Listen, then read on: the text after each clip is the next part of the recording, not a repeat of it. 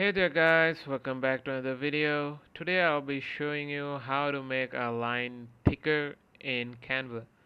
So the first thing you need to do is open up your Canva website. After that, just head over here to the element section and search for the line. So as you can see, there's the option for add a line shape.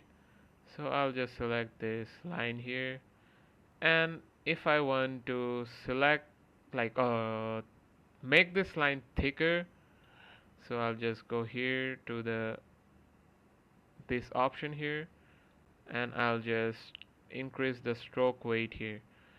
So as you can see, the line got thicker, and if I want to make it thin again, I'll just decrease the stroke weight.